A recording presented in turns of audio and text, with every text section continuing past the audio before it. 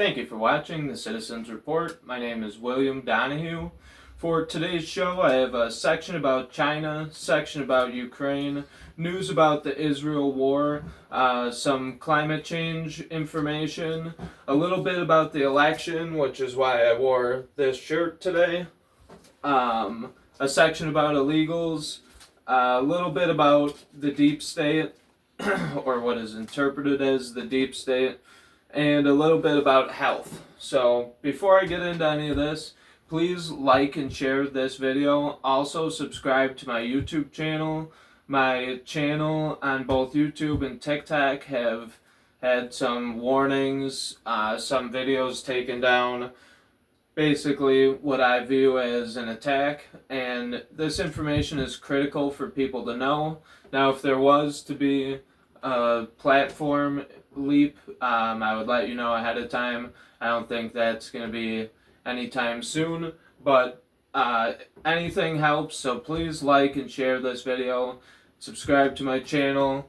Check out the YouTube shorts if you want to see me on TikTok. I'm at the Citizens Report on TikTok. So, my first section is China. There's been a couple of developments with things, military things in China. So, just two juxtaposing points that don't look good. So basically, Dr. Phil Guest exposes high-tech Chinese military operations near American bases on U.S. soil. A map displayed on Dr. Phil's primetime showed how Chinese nationals are buying massive amounts of land surrounding American military bases. So this article, China is what appears to be putting military things in strategic places. And then this article, the Philippine president, Marcos, says he won't give U.S. access to more military bases. So, President Ferdinand Marcos Jr., who took office in 2022, allowed American forces and weapons access to 4 additional Philippine military bases. The Biden administration has been strengthening an arc of security alliances in the region to better counter China, a move that dovetails with Philippine efforts to shore up its external defense, especially in the South China Sea. Marcos' decision last year alarmed China because 2 of the new sites were located just across from Taiwan and southern China. So China's concerned about us making creeping moves towards being close to them, and China is also strategically creeping close to us. They're actually in the United States, near military bases. So something to pay attention to as, like I said, tensions with Taiwan ramp up. Ukraine. Ukraine suddenly walked away from Black Sea deal. Russia and Ukraine came to the table to make an agreement about shipping through the Black Sea. Basically, the agreement was supposed to be that all shipping that wasn't deemed to be carrying military supplies or weapons or a military boat or anything like that could pass through the Black Sea from either Russia or Ukraine to continue trade in the region. So Ukraine, with no warning, just got up and walked away from the deal. Zelensky's signs draconian mobilization bill. So this was a last-minute turn of events. Its provisions became even stricter than originally proposed, with a demobilization clause withdrawn. The troops were told that they would get rotated in and out, and that clause was withdrawn, and then the adopted legislation effectively means that all draftees are set to remain in the military indefinitely, so with no foreseeable date of return home. these troops in Ukraine, which are already, there was a large age group that was originally drafted that has dwindled down to nothing. So they're already taking younger people and women now and drafting them, and they're saying that they're going to be in the military indefinitely, probably until the war ends. The next section I have is Israel. Israel announces it will respond to Iran missile attack as airlines cancel flights to region. So Israel promises to respond. They convene their third war cabinet to figure out what they're going to do. So that is a potential main point in this war, whether they respond, how they respond, if they respond and hit critical infrastructure, or if they do kind of like Iran did, warn them, give updates, hit something as a response. You could go about it several different ways. So depending how they respond is something that needs to be handled delicately. Ukraine sees allies help protect Israel from Iran attack and asks, what about us? So, like I said, unappreciative Zelensky sees this and wants help. So Ukraine is not our official ally. Israel is not our official ally. And they're both fighting over what our taxpayer money funds to protect us, or these other bills, these spending bills or aid packages or whatever. That is our money, and also our weapons that we have stockpiled to protect us in case anything happens is being depleted, and these two countries are going to sit here and bicker over who deserves it and whatever. Guess what? We have a problem at our southern border that needs to be taken care of. And I don't think anyone in America ever thought about Ukraine or Israel. I mean, there's some people, but that much before this. So, not saying that we shouldn't care for human life, but when your country is caring about other countries' human life more than yours, there's a problem. Russia's arms pact with Iran. Moscow pledges fighter jets and air defenses to Tehran, including advanced missiles capable of shooting down U.S. and Israeli stealth planes. So, 3 key points from this article. Russia has been supplying weapons and knowledge to Iran as it heads into war. The Kremlin is escalating a strategic alliance between the two, experts say, and the deals have seen drones and anti-aircraft weapons delivered to Tehran. So Russia is on one side, the U.S. is on another side, and they're basically playing chess with Israel and Iran for what? Access to the Red Sea or the Mediterranean or whatever, all this, trade routes, disputes that everyone's talking about. What is the goal and why? I don't know. Why are we allowing these two conflicts, two different fronts, to potentially take place? We know that Russia's on the other side, and they know that we're on the other side. So, how is it sane to continue pushing forward from either side? Pro-Palestinian protesters disrupt traffic at Golden State Bridge, O'Hare Airport, and other sites across the U.S. So this Israel argument over religions and land and all that stuff, thousands of years old, is now disrupting things in the United States. So like I said, we don't need these problems.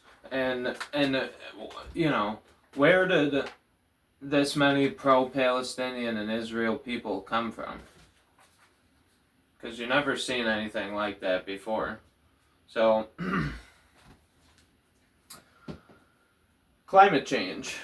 My next section is climate change.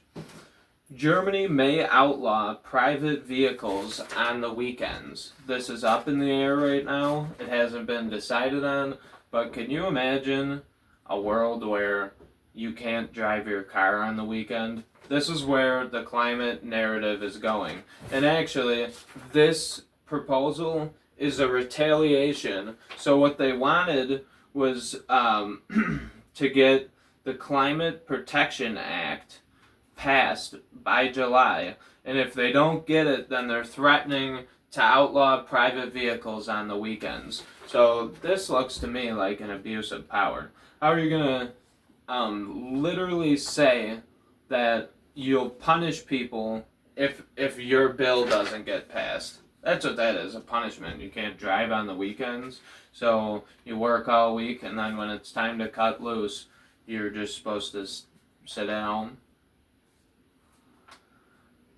New paper challenges unproven claims. Effect of human-caused carbon emissions on climate change is non-discernible.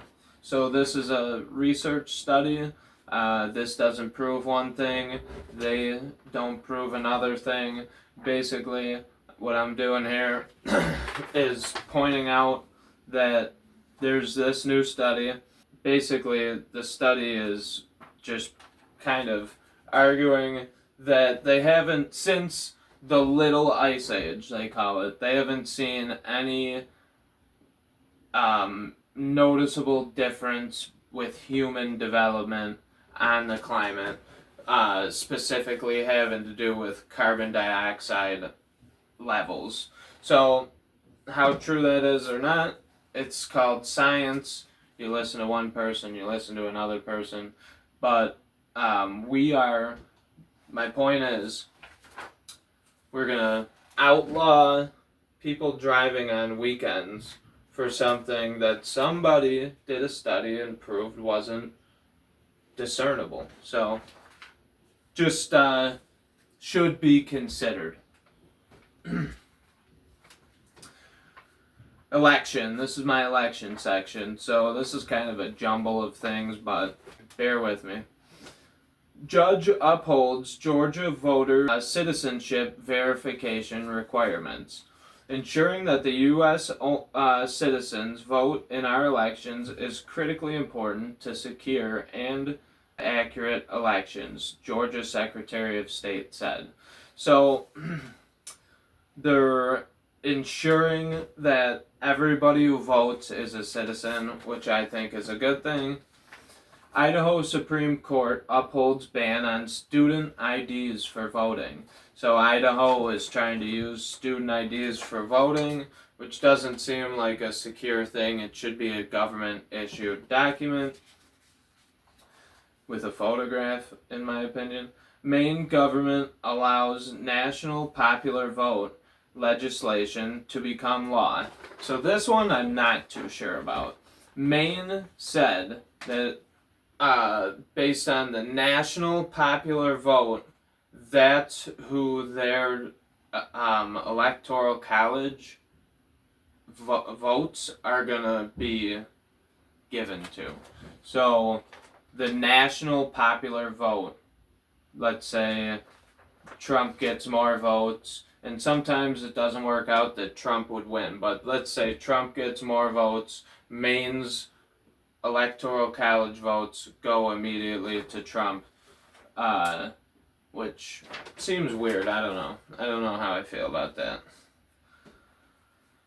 Biden refuses to testify in GOP impeachment inquiry. So the GOP is trying to impeach him, but the guy won't show up to testify.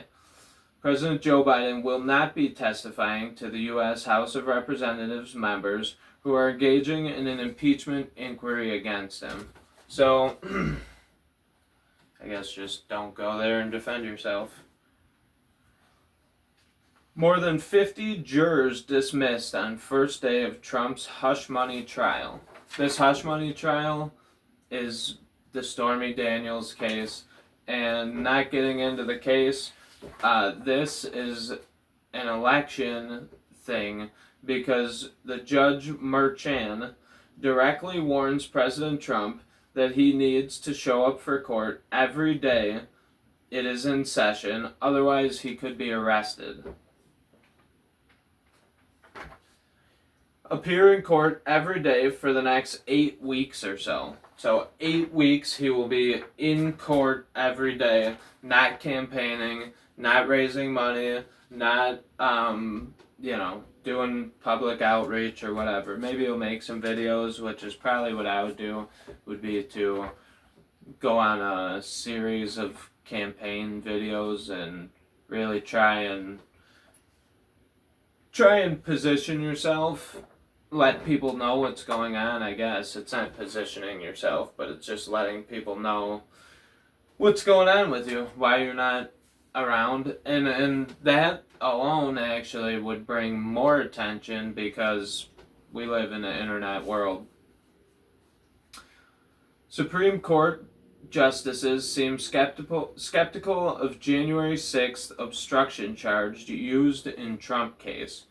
So this article says hundreds of defendants, including President Trump, hope the court's eventual ruling in this former cop's appeal will lead to their charges being dismissed. So they're saying that this is an obstruction thing that is being argued about. I feel like that's just a blanket charge that they gave people to give people charges because so far they haven't charged anyone with insurrection or anything too major, so maybe just numbers of charges could make it look like this was worse than it was, but this obstruction charge apparently is debatable. So for hundreds of January 6ers, I hope that any blanket charges that don't include violence or anything, anyone who committed violence should be punished for it. I hope that it does get dropped. And then this is the last one. This is about Portugal, but it's just emblematic of everything because this is happening in the entire world. Facebook imposes 10-year restriction on conservative Portuguese political party. A video was published on the Chega's Facebook page entitled, "Until When Will We Accept This Impunity?" In it, Andre Ventura makes a statement in Parliament and images appear of a group that admits to having beaten and shaved a woman's hair in order to take away her children. In the video, Andre Ventura says that there is brutal impunity with the gypsy community in Portugal. So he shows a video of someone admitting to a crime and he gets kicked off of Facebook. So this ties into what happened with Elon Musk recently. Elon Musk in Brazil is getting sued for not banning Brazilian politicians off of the X platform. So he's getting sued for that. Meanwhile, Facebook is imposing 10-year restrictions on these political people. So I wonder if Facebook was told to ban them. And I also wonder, just how deep does the government coercion play into what you see on your screen? Election integrity under attack. NGO in Mexico encourages illegals to vote for Biden in 2024 election after crossing the border. Reminder, to vote for President Biden when you are in the United States, we need another 4 years of his term to stay open. Read the flyers distributed by Resource Center Matamoros. So this is a non-government organization, handing out flyers, promoting voting for Joe Biden as the illegals cross into the United States. So that's in the election section, but I'm also about to start my illegals section, so that's a good transition into this. Watch. Illegals crash speedboat on SoCal beach, pile into waiting SUV, and disappear. There's a video attached to this article by Dan Lyman. So it says around 16 illegals storm upscale beach town during latest maritime incursion in Southern California. Basically just crash onto the beach, hop off, there's an SUV waiting, and you just jump in and get off, drive off into the distance. So I wonder if any of them guys got hunted down and caught for that. National Guardsman shoots suspect who stabbed illegals, and the guy fled back into Mexico. So this is kind of an isolated incident, but just part of the chaos that's happening down there.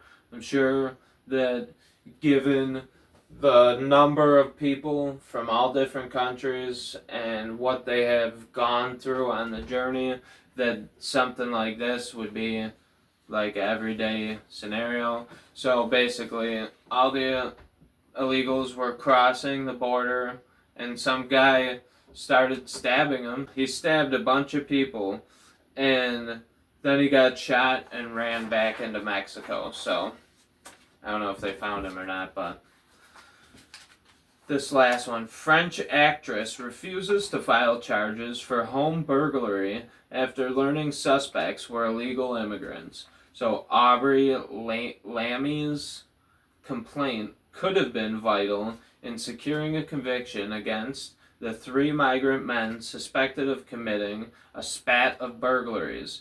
In the end, 2 were acquitted at the trial.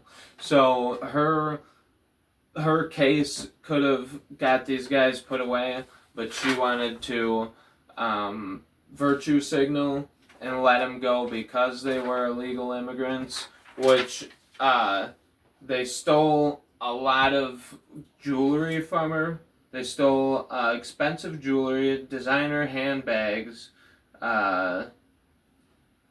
18,200 euros of total stolen property, and she thinks that it's the right thing to do to let them skate. So I don't know what cause she's fighting for, but I don't stand with her. FBI opens investigation into Baltimore bridge collapse. This is my deep state section. So the FBI is accused of being part of this deep state system, and the New York Times admitted that this deep state exists. So the FBI is opening an investigation into the bridge collapse, which I don't know. We'll see what comes out of it. We'll see what they either find or don't find.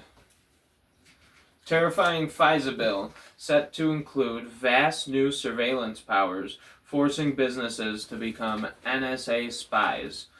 In practice, that means companies like Verizon and Google must turn over the communications of the targeted of Section 702 surveillance. An amendment offered by House Intel Committee leaders and passed by the House vastly expands the universe of entities that can be compelled to assist the NSA. So the NSA is going to use businesses to basically spy on what you're doing. So if they want to go to the bank and say where's he spending his money, or if they want to go to Verizon and say who's he been talking to, this bill opens up all different avenues for the NSA to spy on you. How proposed legislation might pave the way for online age verification and digital ID. This is being put forward as something beneficial to people. It says H.R.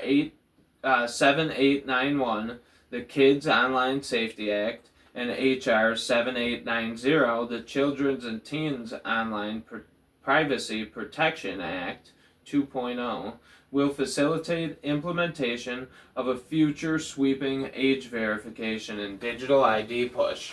So, online, on the internet, you will have to have your age and identification verified if these two things pass.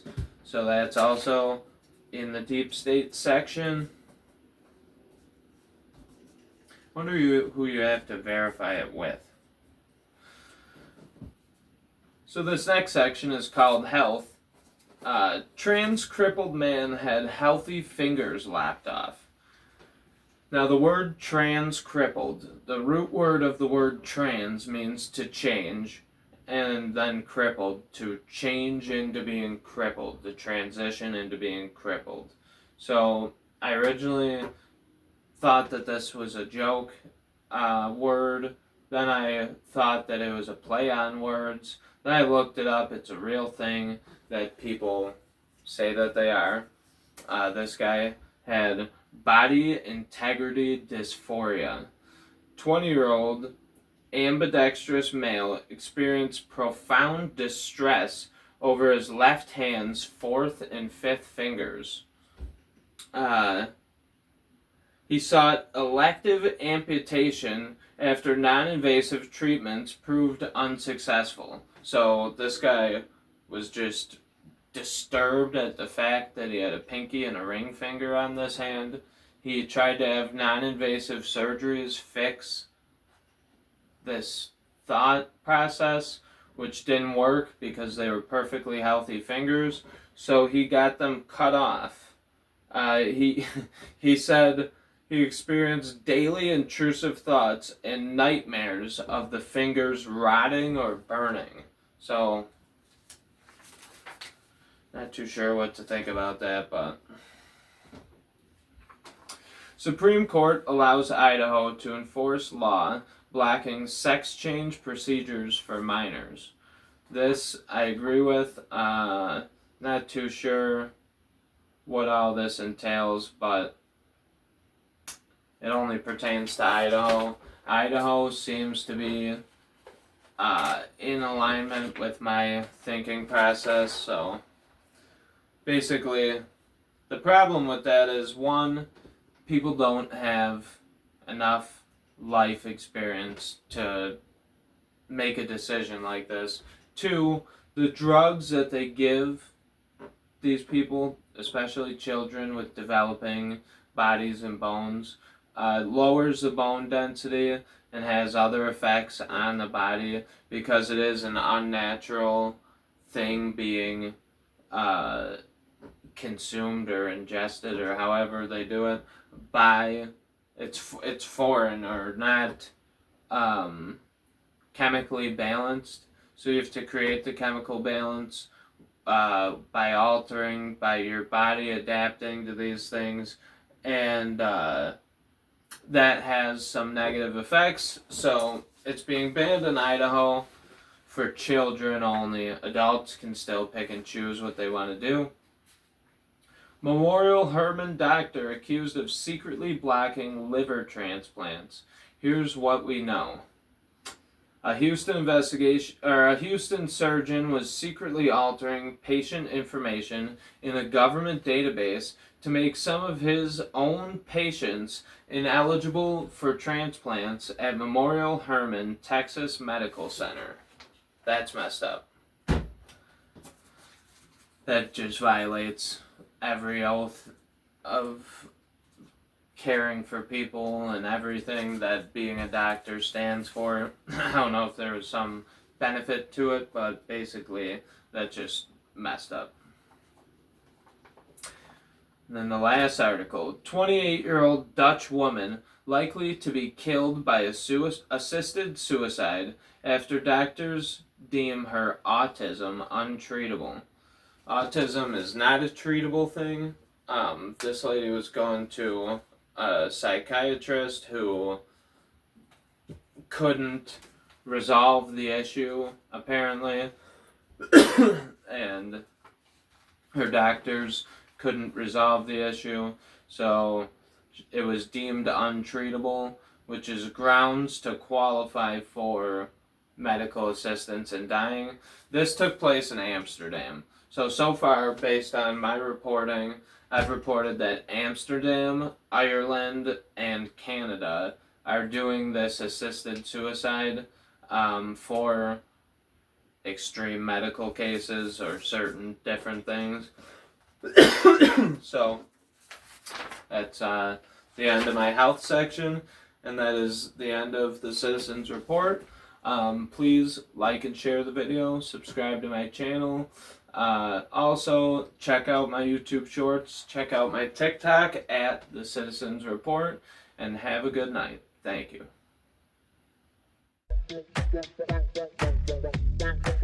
Thank you for watching The Citizens Report with William Donahue. On this show, we search for knowledge, wisdom, and understanding of the world around us through the lens of an American citizen.